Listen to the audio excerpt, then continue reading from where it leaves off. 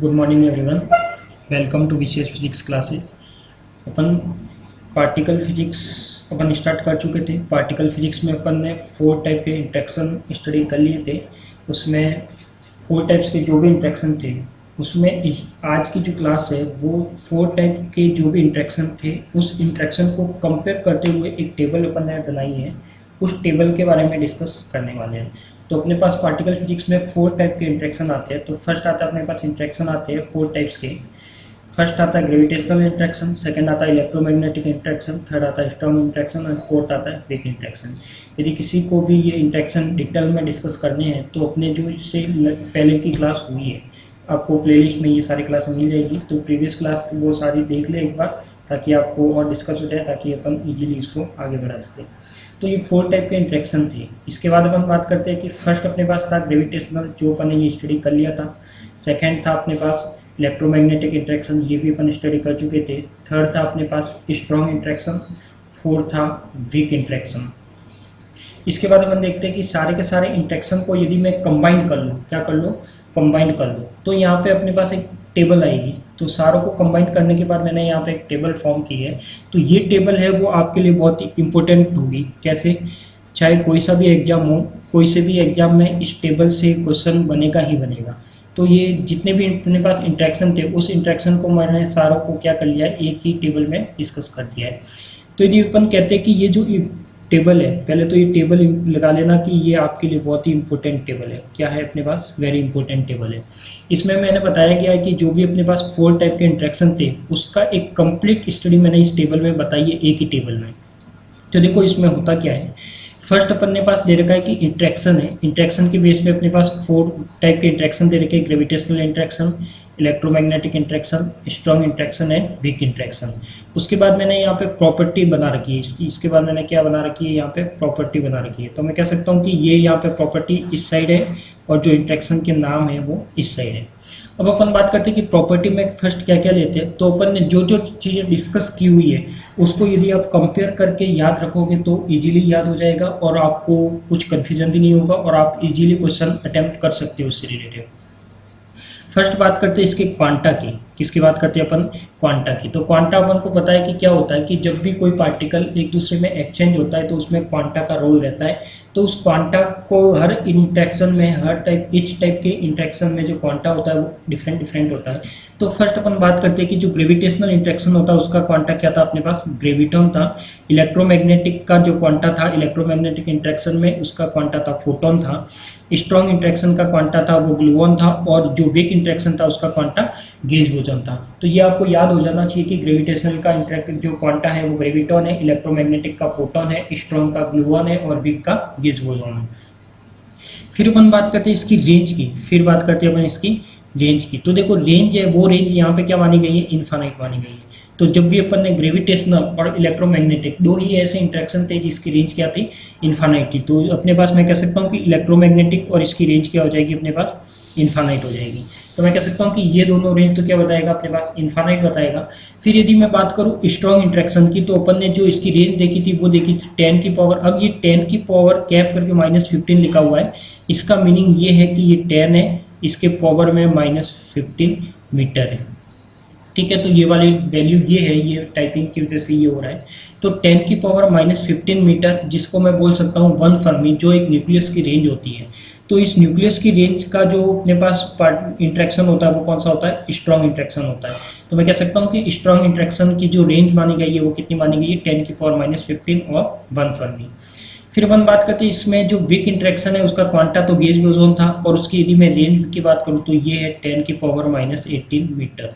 कितनी है, 10 की पावर -18 मीटर। तो ये तो बात हुई इसकी 2 प्रॉपर्टी की, एक तो इसके क्वांटा की, एक इसकी रेंज की। तो ये सारी चीज़ें यदि कंपेयर करते हुए कर रहे हो तो आपको इजीली याद भी हो जाएगा और इससे बनने वाले जो भी क्वेश्चन है वो आप इजीली सॉल्व कर सकते हो।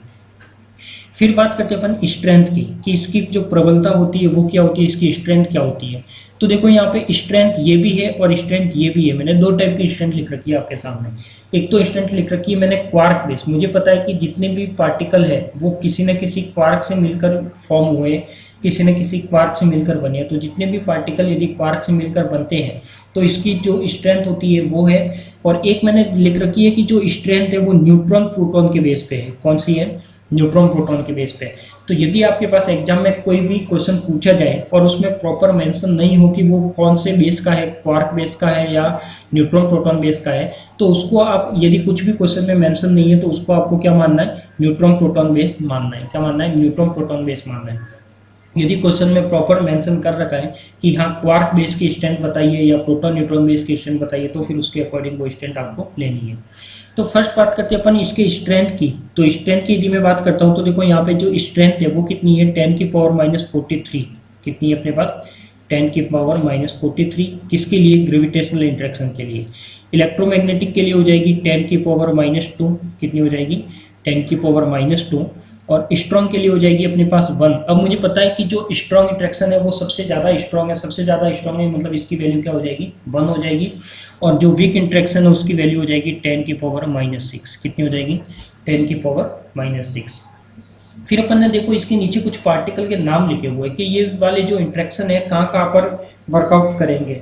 तो फर्स्ट तो आएगा अपने पास, यदि मैं ऑन पार्टिकल की बात करूँ, देखो ये स्ट्रेंथ जो मैंने लिखी है वो तो है क्वार्क बेस की स्ट्रेंथ, ठीक है। 10⁻⁻43 है वो है ग्रेविटेशनल इंट्रैक्शन के लिए, 10⁻⁻2 है वो है इलेक्ट्रोमैग्नेटिक के लिए, 10 और ओनली 1 है वो है स्ट्रॉन्ग के लिए, और 10⁻⁻6 है वो है वीक के लिए। फिर मैं बात करता हूँ कि कौन से पार्टिकल पर कौन कौन से इंट्रैक्शन के टाइप लग सकते हैं। तो कौन कौन से इंट्रैक्शन टाइप के लिए कौन कौन से पार्टिकल एप्लीकेबल हो सकते हैं, तो उसकी बात अपन करते हैं। तो फर्स्ट देखते हैं कि इसमें यदि मैं देखो यहाँ पे लिखा हुआ मैंने ऑन पार्टिकल, यानी कौन से पार्टिकल पर कौन सा इंट्रैक्शन हो सकता है। यदि मैं बात करूँ ग्रेविटेशनल इंट्रैक्शन की, तो मुझे पता है कि ग्रेविटेशनल में मैंने डिस्कस करके बताया था कि ग्रेविटेशनल इंट्रैक्शन जितने भी मास वाले पार्टिकल होते हैं जिनका कुछ ना कुछ मास है, कुछ ना कुछ मास गिवन है, तो उसके लिए क्या होगा? ग्रेविटेशनल इंट्रैक्शन 100% होगा ही होगा। तो यहाँ पे मैंने लिख दिया कि जो ग्रेविटेशनल इंट्रैक्शन होगा वो क्या होगा? सभी में होगा, यानी जितने भी अपने पास पार्टिकल होते हैं सभी में ग्रेविटेशनल इंट्रैक्शन होगा ही होगा। फिर अपन ने लिखा है कि इलेक्ट्रोमैग्नेटिक, तो इलेक्ट्रोमैग्नेटिक किससे डिफाइन किया जाता है? कूलाम्ब फोर्स से डिफाइन किया जाता है। तो मुझे पता है कि कूलाम्ब फोर्स कहाँ पर वर्कआउट करता है, तो कूलाम्ब फोर्स करता है दो चार्ज के बीच में, टू चार्ज एक्विट। तो यहाँ पे मैंने लिया कि जो इलेक्ट्रोमैग्नेटिक इंट्रैक्शन होगा तो वो हमेशा जो चार्ज वाले पार्टिकल होंगे उस पर ही वर्क करेगा। फिर मैंने लिखा है स्ट्रॉन्ग इंट्रैक्शन होगा वो हमेशा हेड्रॉन पार्टिकल पर होगा। अब ये हेड्रॉन क्या होते हैं, लेप्टॉन क्या होते हैं, बेरियम क्या होते हैं, मेसॉन क्या होते हैं, ये आप अभी शायद अभी नहीं जानते। तो अभी अपन इसके आगे वाली क्लास में पार्टिकल फिजिक्स के अंदर क्लासिफिकेशन ऑफ पार्टिकल फिजिक्स करेंगे या क्लासिफिकेशन ऑफ एलिमेंट्री पार्टिकल पढ़ेंगे। उसमें आपको पता लगेगा कि हेड्रॉन कौन से, लेप्टॉन कौन से, बेरियम कौन से, उसमें सारे पार्टिकल को अपन डिस्कस करेंगे, तब आपको पता लगेगा कि हेड्रॉन कौन कौन से हैं। तो अभी तो अपन बात कर रहे हैं कि स्ट्रॉन्ग इंट्रैक्शन में जो हेड्रॉन पार्टिकल होते हैं, हेड्रॉन पार्टिकल के लिए जो इंट्रैक्शन होता है वो कौन सा होता है? स्ट्रॉन्ग इंट्रैक्शन होता है। बाकी अपन एक एक प्रॉपर्टी से मैच करेंगे कि कौन सा इंट्रैक्शन कौन से में कौन सी प्रॉपर्टी से होगा। उसके बाद अपने पास वीक इंट्रैक्शन, तो वीक इंट्रैक्शन में मैंने बताया था कि अपने पास वीक इंट्रैक्शन के लिए जो पार्टिकल लेप्टॉन पार्टिकल होते हैं, लेप्टॉन में 3 टाइप्स की फैमिली होती है, इलेक्ट्रॉन, म्यूऑन और टाउ। तो ये जो 3 टाइप्स की फैमिली है वो क्या बताएगा? अपने पास वीक इंट्रैक्शन बताएगा। तो मैंने यहाँ पे बताया था कि जब भी इलेक्ट्रोमैग्नेटिक इंट्रैक्शन आता है तो मैंने बोला था कि कहीं भी आपके पास फोटोन आ जाए या किसी भी रिएक्शन में क्या आ जाए? फोटोन आ जाए। और किसी भी रिएक्शन में फोटोन आ जाए तो अपन को कुछ भी प्रॉपर्टी चेक करने की जरूरत नहीं है, वो एमसीक्यू क्वेश्चन में आपको डायरेक्ट टिक लगाना है कि कौन सा होगा? इलेक्ट्रोमैग्नेटिक इंट्रैक्शन होगा।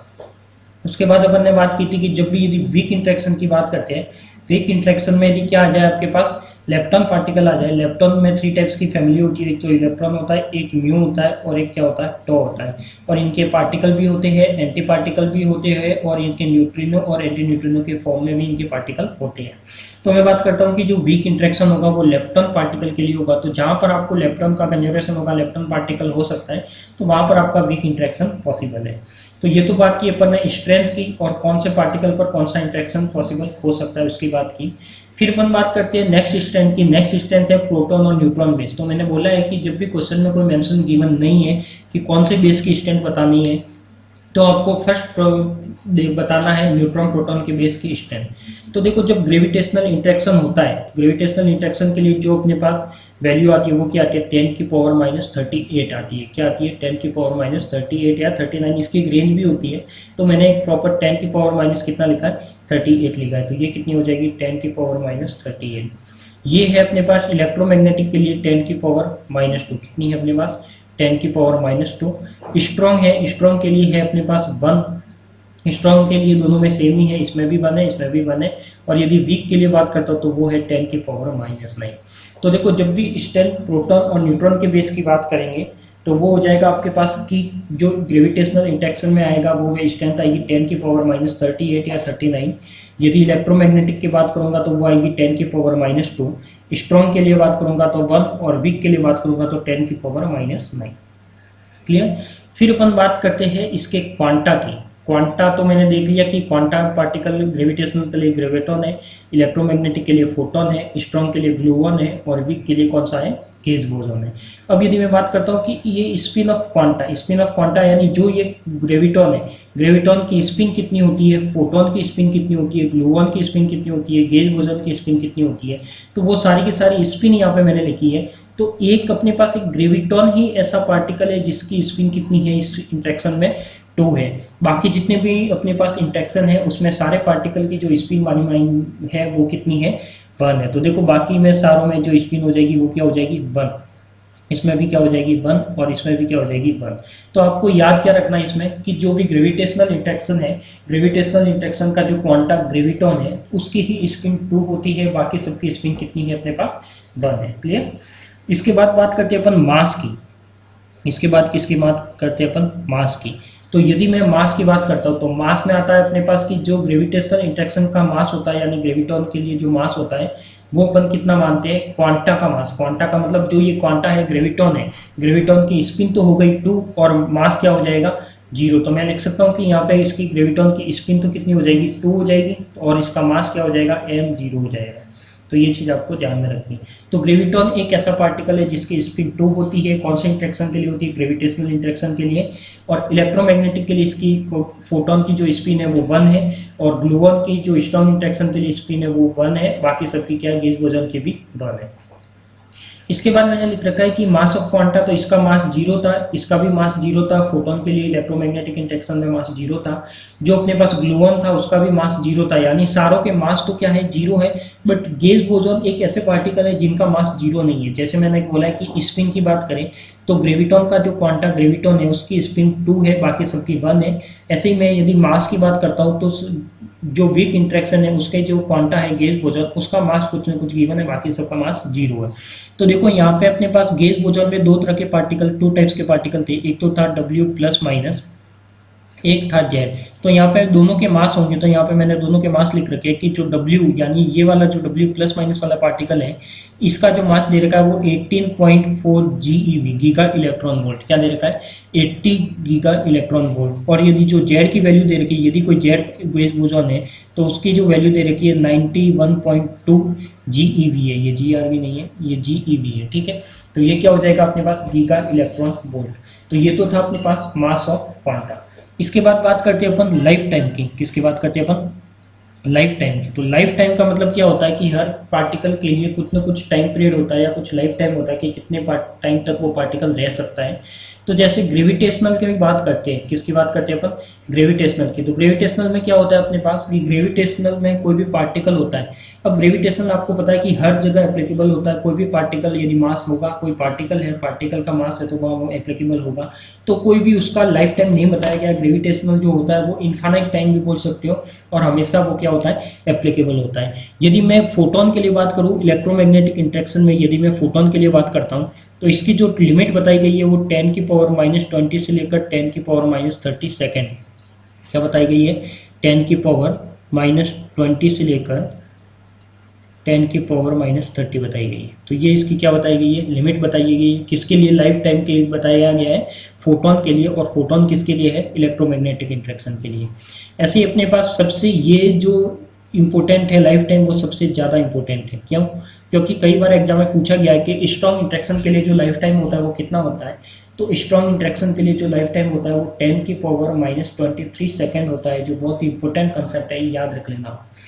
इसके बाद अपने पास वीक इंट्रैक्शन है। तो वीक इंट्रैक्शन में जो रेंज बताई गई है वो 10⁻⁻13 से 10⁻⁻13 से 10⁻⁻3 सेकेंड बताई गई है। क्या बताई गई है? 10⁻⁻13 से 10⁻⁻3 सेकेंड बताई गई है। तो इस तरीके से अपन ये पूरी टेबल याद रख सकते हैं। और इस टेबल याद रखोगे तो यदि ये टेबल आपको याद है तो आप इसमें जितने भी क्वेश्चन आते हैं वो सारे क्वेश्चन आप इजीली कर सकते हो। ठीक है, तो ये टेबल आपको मिल जाएगी, पीडीएफ फॉर्म में भी मिल जाएगी। इस जो अपने पास पार्टिकल फिजिक्स क्लास में आपको नोट्स अवेलेबल करवाएंगे उसमें भी ये नोट्स के फॉर्म में पीडीएफ मिल जाएगी। तो आप एक बार नोट्स को प्रिंट आउट करवाना, फिर इन वीडियो को वापस रिवाइज करना, तो आपको पता लगेगा उसमें क्या क्या जो लिखना है। कुछ मैथमेटिकल टर्म है वो मैंने जैसे लिखी है वैसे आपको नोट्स में लिखनी है, बाकी सब तो कंसेप्ट सेम ही है। ठीक है, तो ये अपन ने पढ़ा है आज gravitational interaction, electromagnetic interaction, strong interaction और वीक इंट्रैक्शन की कंपैरेटिव स्टडी की है, जिससे आपको इजीली सब कुछ याद हो जाए। ठीक है, तो आज के लिए तो इतना ही, मिलते हैं अपन नेक्स्ट क्लास में। Thank you.